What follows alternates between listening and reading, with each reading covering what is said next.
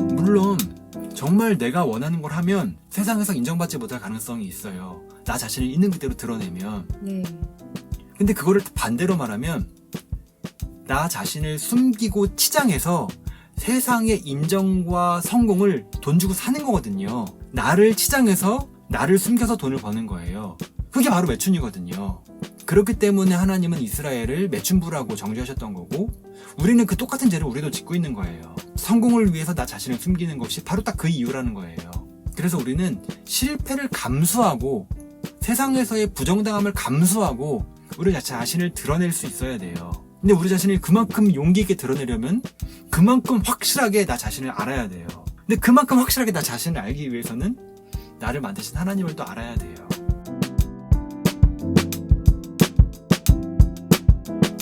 안녕하세요. 어린 양을 따르는 어린 양 미양교회 개굴입니다. 안녕하세요. 어린 양을 따르는 어린 양 토끼입니다.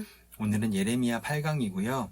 4장 19절부터 31절까지 어리석은 자에게 내리는 심판에 대한 어리석은 반응이라는 제목으로 함께 이야기해 보도록 하겠습니다. 토끼님, 오늘 설교는 어떻게 읽으셨나요? 저는 오늘 설교를 읽으면서 저는 이런 질문이 들더라고요. 혹시 여러분은 어떤 목표를 가지고 살고 계신가요?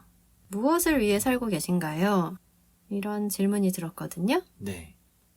개구리님은 무엇을 위해 살고 계세요? 모범 답안을 하자면 예수님을 사랑하고 예수님의 사랑을 알기 위해 살고 있습니다 라고 대답을 할 테지만, 그거를 조금 저의 현실에 맞게 대답을 한다면 저는 저를 좀 알고 싶어서 사는 것 같아요. 네. 저와 좀 더 친해지고 싶고, 네. 제가 누구인지를 좀 제 스스로 알고 싶고, 또 저한테 제가 누구인지를 좀 알려주고 싶어서 네. 그런 이유로 사는 것 같아요. 저도 이 질문에 대해서 생각을 해봤거든요. 그냥 생각을 안 하고 사람들한테 이런 질문을 하면 사람들은 그렇게 대답하지 않을까 싶어요. 그냥 무엇을 위해 살고 있나요? 라고 물어보면 돈을 많이 벌고 싶고, 아니면 이렇게 해서 직업적으로 뭘 이루고 싶고 이런 거를 말하지 않을까 싶은데, 네. 그런 거 말고 더 좀 근원적인 목표가 뭘까 이런 생각을 했거든요. 네. 개구리님이 말씀하신 것처럼 신앙으로는 예수님을 사랑하고 예수님을 전하고 이렇게 살고 싶은 것도 목표지만, 이제 그냥 개인적인 목표를 생각해 보니까 네. 저는 좀 소신 있는 사람이 되고 싶더라고요. 네. 그러니까 소신 있는 사람이라는 게 정말 중요한 결정의 순간에 내 유익 때문에 내가 맞다고 생각하는 가치를 포기하는 게 아니라 소신 있게 내가 맞다고 생각하는 것을 말하거나 행동할 수 있는 네. 그런 사람이 되고 싶었던 것 같아요. 계속해서. 그런데 지금은 그렇지 못하거든요. 네. 지금은 이렇게 하는 게 맞다고 생각하더라도 어떤 사회적인 시선이나 다른 사람 눈치 같은 걸로 인해서 할 말을 하지 못하고 해야 할 거를 하지 못하고 그럴 때가 많은 것 같아요. 그런데 토끼님은 왜 그런 목표가 갖게 된 것 같아요? 그런 목표를 왜 갖게 됐다기보다는 그거를 원래부터 원했던 것 같은데 모르고 있었던 게 문제였던 것 같아요. 왜 다른 어떤 것보다 소신 있는 사람이 더 매력 있어 보이는 건가요?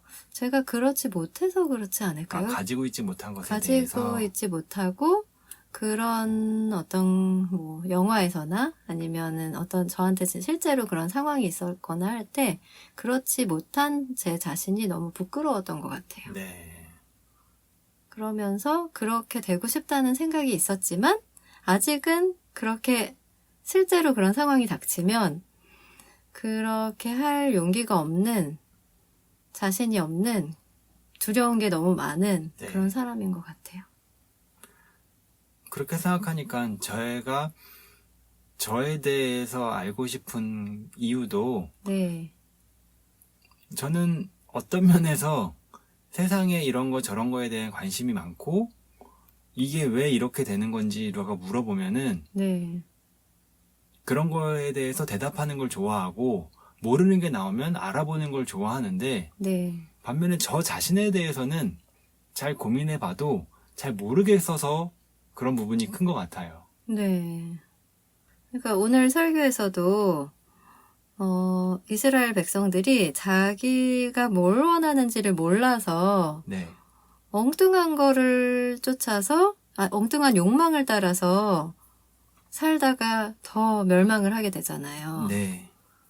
그러니까 저희가 뭘 원하는지를 아는 게 그래서 중요한 것 같아요. 네. 그런데 또 신앙이라는 게 그걸 알게 해주는 것도 신앙의 또 역할 중에 하나잖아요. 중요한 부분 중에 하나죠. 네. 내가 정말 무엇을 원하는지, 그리고 내가 원하는 것 중에 얼마나 죄가 많이 있는지, 또, 하지만 반면에 내가 원하는 것 중에 하나님이 얼마나 많이 있는지, 이런 것들을 신앙이 알려주죠. 그래서 저도 아까도 말했지만 제가 원하는 거는 옛날부터 그런 사람이 되고 싶었는데 그걸 몰랐어요. 네. 저는 제가 뭘 원하는지 몰랐고 그냥 제 꿈을 쫓아서 그러니까 성공한다는 게 뭐 돈을 단순히 많이 번다기보다는 제 일에 있어서 정말 좀 능력을 발휘하는 사람이 되고 싶었던 것 같아요. 네. 그런데 소신 있는 사람이 되고 싶은 것 중에 네. 특별히 뭐 갖고 싶은 소신이 있나요? 갖고 싶은 소신이 있는데요. 그러니까 제가 소신 있는 사람이 되고 싶다에 포함된 것 중에 하나가 정말 사랑하고 싶다인데 네. 사랑하는 사람을 위해서 다른 가치들을 포기할 수 있는 사람이 되고 싶어요. 그런데 그 사랑은 하나님께로부터만 오는 거잖아요. 네. 그래서 하나님이 아니고는 나는 사랑을 할 수도 없고 그런 소신 있는 선택을 할 수도 없는 거예요. 네. 그래서 저는 예수님을 믿는 것 같아요. 그러니까 소신이라는 것도 결국에는 자기 확신에서 오는 거고, 네. 그러니까 내가 가지고 있는 생각에 대한 확신이 있기 때문에 소신이 있어 보이는 거지. 네. 나는 소신을 만들어야겠어. 그렇기 때문에 내가 어떤 생각을 가지고 있든지 그 가지고 있는 생각을 끝까지 난 우길 거야. 라고 해서 소신 있는 사람이 되는 게 아니란 말이죠. 네. 내가 어떤 가지고 있는 생각이 있는데 그 생각이 곱씹어도 너무나 옳고 너무나 합당하고 그것이 지금 이 시대와 상황에 필요하다고 생각이 들고 그것을 의심하고 회의하고 여기저기 다른 사람과 부딪혀 봤는데도 불구하고 그것이 훼손되기는커녕 점점 강화되는 경험을 했을 때 네. 그것이 우리의 소신이 되는 거란 말이죠. 네. 그런 점에서 소신이라는 것은 결국 또 내가 누구인지를 알고 내가 무엇을 원하는지 무엇을 원하지 않는지 네. 무엇을 좋아하고 무엇을 싫어하는지를 알게 될 때 결국 소신이 생기는 거라고 본다면은 네, 맞아요. 우리 자신에 대해서 알려줄 수 있는 사람은 우리를 만드신 하나님이 유일하신 분이다 라고 말할 수도 있는 것 같아요. 네. 그런 점에서 저는 신앙에 대해서 이야기하는 목사이지만 자꾸 신앙을 벗어나서 신앙을 배제하고 이야기하는 태도도 우리에게 굉장히 중요하다고 생각해요. 네. 그러니까 무슨 말이냐면 만약에 신앙과 인생 이 두 가지의 관계를 생각해 본다면은 그냥 짧게 생각했을 때는 우리가 인생을 살면서 신앙을 통해서 인생을 조금 더 아름답고 더 멋있게 꾸며나가기 위해 신앙이 필요한 거라고 만약에 한다면 인생이 큰 개념이고 그 안에 신앙이 들어있는 거로 볼 수 있지만 하지만 우리는 그리스도인으로서 신앙을 최우선시 여기는 사람이라면은 신앙이 원래부터 있었던 거고 하나님이 원래부터 계시고 예수님의 죽음과 부활이 원래부터 있었던 사실이고 그 안에 우리의 인생을 집어넣어서 우리의 인생을 예수님의 죽음과 부활을 드러내고 증거하는 것에 수단으로 사용하는 사람들이란 말이에요. 네. 그런 점에서 본다면은 신앙이 큰 개념이고 인생이 작은 개념이라는 거죠. 네. 그런 점에서 인생을 살아가는데 어떻게 신앙생활을 할 것이냐라는 고민, 그러니까 인생이 크고 신앙이 작은 관계로 신앙을 이야기할 수도 있지만 반대로 만약에 신앙이 크고 인생이 작은 관계로 신앙을 이야기한다면은 사실 신앙을 얘기할 필요가 없이 그냥 인생만 이야기하면 정말 바른 인생이 무엇이냐, 바른 삶이 무엇이냐, 바른 인간이 무엇이냐를 고민한다면 바로 그것이 직결돼서 신앙 이야기로 연결된다고 저는 생각해요. 네. 그래서 굳이 신앙 얘기를 하지 않고 인생 얘기만 해도 그 안에서 우리는 신앙을 발견할 수 있다고 저는 믿거든요. 네. 그런 점에서 오늘 설교도 저는 신앙을 좀 배제하고 인생이라는 것이 무엇이냐를 고민해 보려고 생각했어요. 가장 올바른 인생은 무엇이냐라고 했을 때 그 인생을 평가하는 기준이 있을 텐데 사람마다 그 기준이 다르단 말이에요. 누구는 돈이고 누구는 명예고 누구는 어떤 자기 자존심이고 누구는 힘이고 누구는 권력이고 또 누구는 영향력이고 이렇게 사람마다 다 다른데 그 모든 거를 포괄할 수 있는 유일한 인생의 기준이 있다면 그것이 무엇일까라고 우리 고민해 볼 수 있단 말이죠. 그래서 저는 인생을 평가할 수 있는 기준 하나를 여러 가지로 나누는 것이 아니라 그냥 딱 한 가지, 나 자신을 기준으로 봤을 때 정말 내가 원하는 인생을 살았다면 그 인생은 옳은 인생이고 네. 내가 원하지 않은 인생을 억지로 살았다 하면 그거는 틀린 인생이 되는 거거든요. 네. 이것에 대해서 부정할 수는 아무도 없을 거란 말이에요. 자기가 원하지 않은 인생을 옳다라고 절대 말할 수 없고 네. 아무리 어떤 사람이 좋은 일을 많이 하고 선행을 많이 하고 많은 사람에게 영향을 끼쳤다 할지라도 네. 그 사람이 내가 원하지 않은 삶을 살았다면 네. 그 사람은 분명히 불행했을 거고 네. 불행한 사람의 삶을 옳다고 말할 수는 없는 거니까요. 네.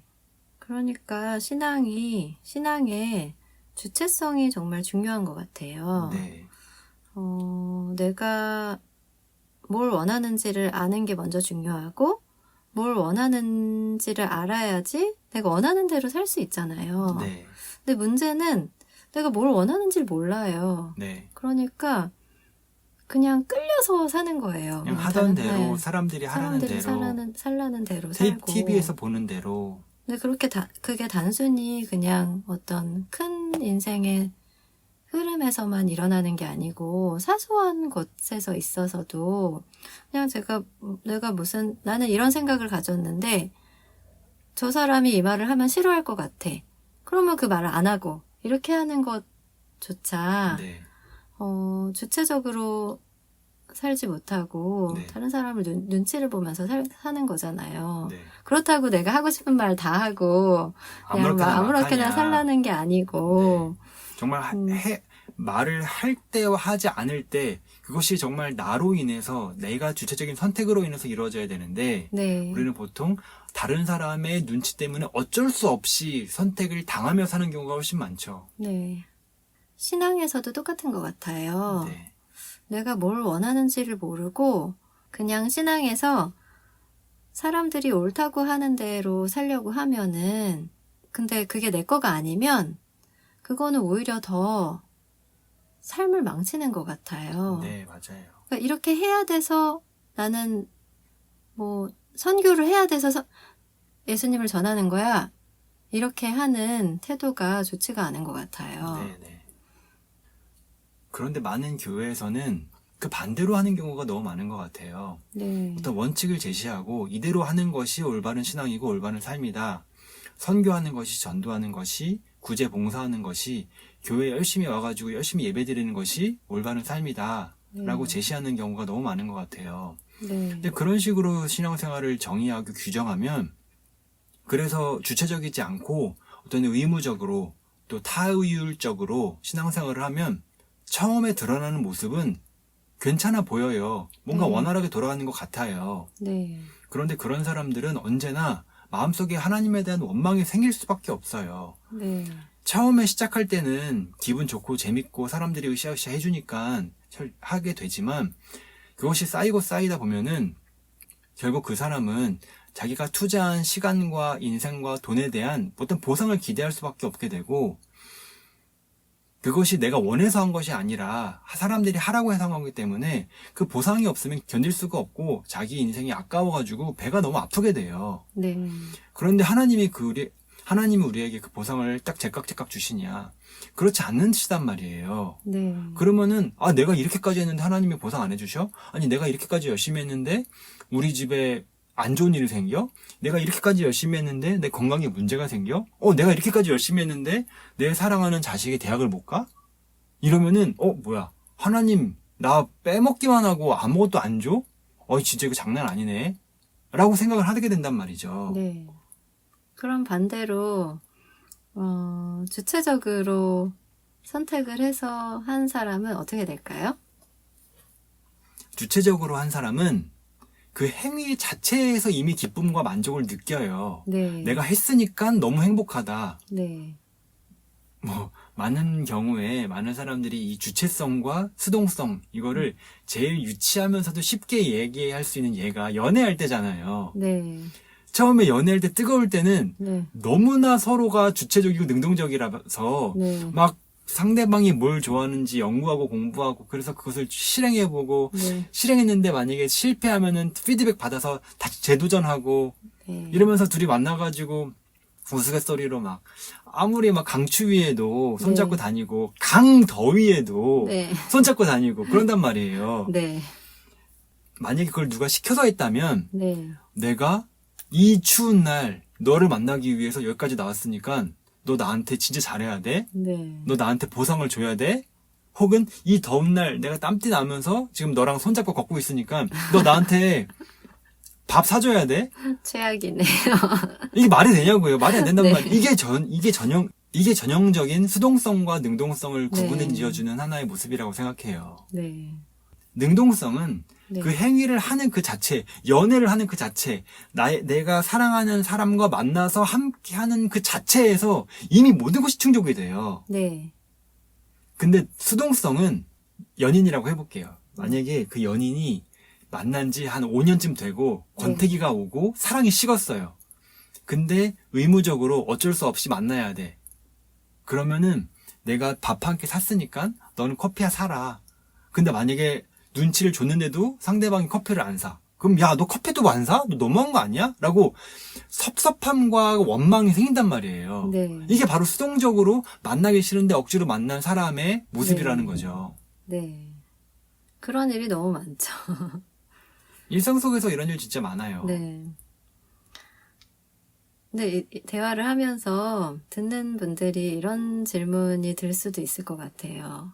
저는 그럼 자발적으로, 주체적으로 예수님을 잘 믿고 싶은데, 근데 그런 마음이 없는데, 그럼 어떻게 해야 되나요? 이런 질문을 한다면, 네. 개구리님은 뭐라고 대답해 주실 건가요? 그러니까 그 질문은 결국에는 올바른 신앙생활을 하고 싶은데 네. 올바른 신앙생활을 하려면 어떻게 해야 되느냐 네. 이 질문이란 말이에요. 네. 원론적인 답은 하나죠. 네. 기도해야죠. 네. 하나님 저 올바르게 신앙생활할 수 있도록 도와주세요. 라고 기도해야죠. 네. 근데 현실적인 방법이라면 뭐가 있을까 하면은 네. 저는 하나밖에 없다고 생각해요. 능동적이고 주체적이고 바른 신앙을 가진 사람을 만나야죠. 근데 그런 사람을 찾기가 쉽지 않을 수도 있잖아요. 그게 현실 교회의 모습을 단적으로 보여준 하나의 예일 것 같아요. 많은 교회에서 신앙을 수동적이고 어떤 의무적이고 강압적으로 그리고 또 규범적으로 이렇게 하는 것만이 신앙이고 이렇게 하지 않는 것은 신앙이 아니다 라고 말함으로 사람들에게 정말 자기만의 신앙, 나다움 신앙 생활을 하는 것이 아니라 그냥 어떤 공장에서 찍어낸 것 같은 신앙 생활을 모두 다 하고 있다는 것이 네. 저는 현실 교회의 심각한 문제라고 생각합니다. 네. 이 질문도 결국에는 답이 내가 뭘 원하는지를 알아야지 될 것 같아요, 제 생각에는. 그럼요. 자기를 알아야 되죠. 이게 또 말하기가 어려운 게 자기를 알려면 또 네. 하나님을 알아야 되고 그러네요. 하나님을 알려면은 바르게 하나님을 알고 있는 사람을 만나야 되고 네. 이게 다 계속해서 돌아가기 때문에 어려운 이야기입니다. 네. 그런데 또 이제 긍정적으로 얘기를 해보면 정말 내가 다른 것이 아닌 정말 하나님을 찾고자 하는 마음이 있다면 네. 하나님이 길을 보여주시지 않을까요? 아유, 그런 일은 너무 많죠. 뭐 빌립 집사가 에디오피아 내시를 만나는 경우도 그렇고 네. 원하는 마음이 있으면 하나님은 정말 기적적으로 길을 열어주신다고 믿습니다.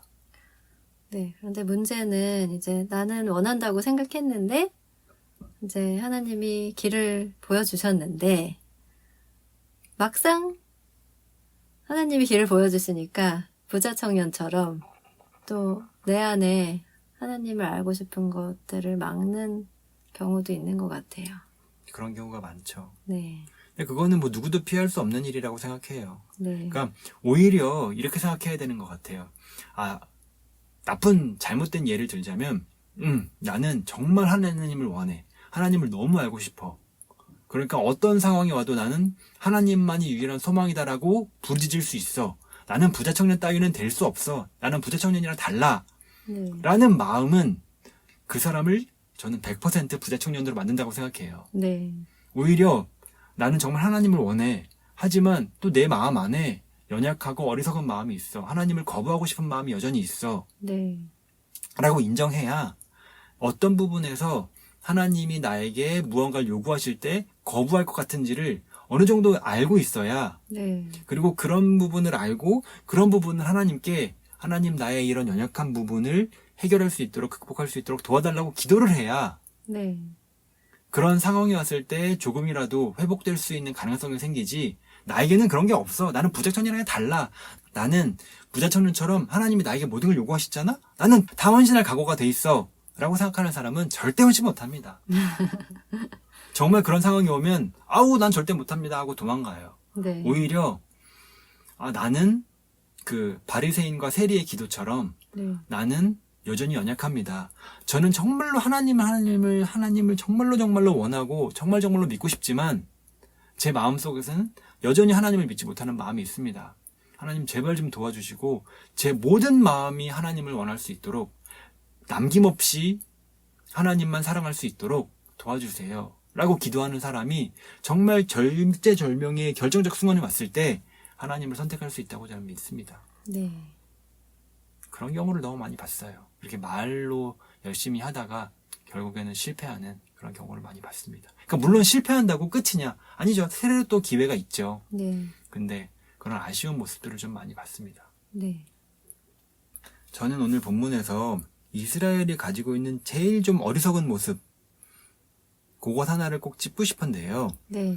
성경 본문에서 이스라엘은 바벨론에 의해서 멸망당하기 일보 직전에 무엇을 하냐? 이스라엘은 화장을 해요. 예레미야서 본문 4장 30절에 그런데 너 예루살렘아 네가 망하였는데도 네가 화려한 옷을 입고 금폐물로 몸단장을 하고 눈화장을 짓게 하다니 도대체 어찌된 셈이냐? 너의 화장이 모두 헛일이 될 것이다. 너의 연인들은 너를 경멸한다. 그들은 오직 너를 죽이려고만 한다. 라고 성경에서 말하고 있는데요. 이스라엘이 멸망 앞에, 심판 앞에 화장으로 자신을 치장하는 걸로 반응하는 것이 굉장히 어리석고 우스꽝스럽게 보인단 말이죠. 네. 적들이 쳐들어오면 끝까지 싸우다 죽던지 죽기 싫으면 항복해야 되는데 이스라엘은 아니 어떻게 화장을 하고 있냐는 거죠. 그 상황에서. 게다가 더 어리석은 것은 이스라엘이 심판을 받고 있는 그 결정적인 이유가 이스라엘이 화장을 하고 치장을 하고 몸단장을 하고 바벨론이나 강대국들에게 매춘을 하듯 그들을 의지했기 때문이거든요. 네. 그들에게 자신의 몸을 바치고 화대를 받듯이. 네. 그래서 이런 본문만 보면, 표면적인 본문만 보면 이스라엘이 너무나 어리석게 보여요. 네. 아니 누가 전쟁터 앞에서 화장을 고치고 있겠어요. 그런데 저는 하고 싶은 말이 이게 전형적인 우리의 모습이라고 꼭 말하고 싶어요. 네. 특히나 자신이 무엇을 원하는지 정말 모르는 사람들은 이렇게 행동해요. 저도 마찬가지고.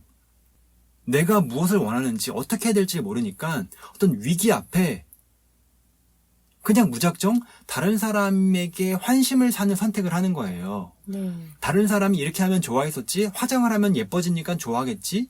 단순히 여기서 화장이라는 것은 진짜 화장을 말하는 것이 아니라 네. 정말 내가 무엇을 원하는지 나다움을 보여주는 게 아니라 네. 오히려 나다움을 가리는 선택을 한다는 거죠. 네. 그게 화장이 상징하는 의미입니다. 네. 그런 점에서 하나님이 이스라엘을 심판하신 이유는 이스라엘이 자신이 진짜 누군지 모르고 자신이 진짜 무엇을 원하는지 모르고 자신을 오히려 숨기기만 하고 자신을 치장하려고만 하기 때문에 그것이 이스라엘이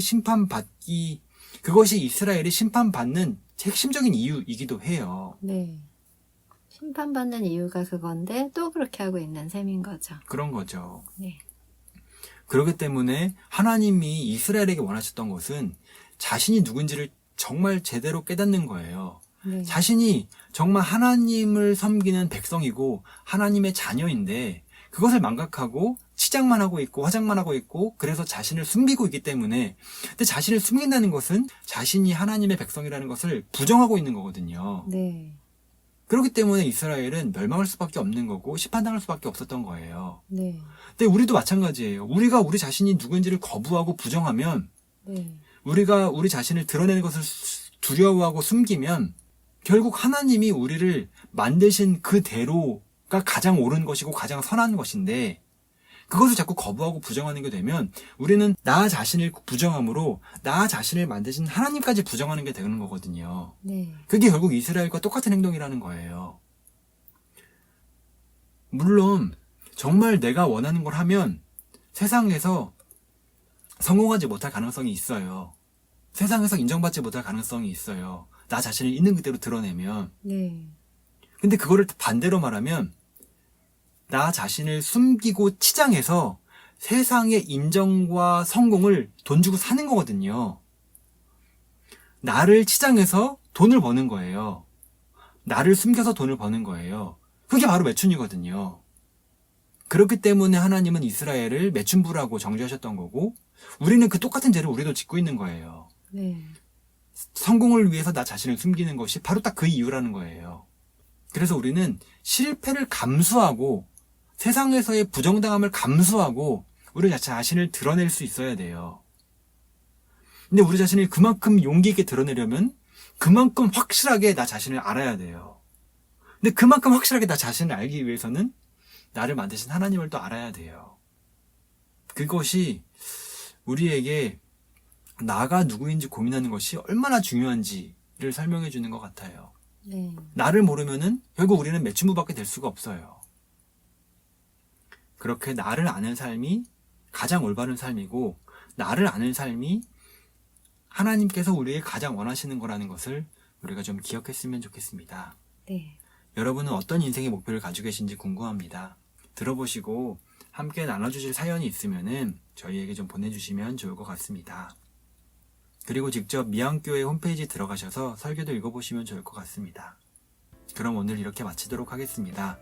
저는 어린 양을 따른 어린 양 미양교회의 개구리였습니다. 어린 양을 따르는 어린 양 토끼였습니다. 안녕히 계세요. 안녕히 계세요.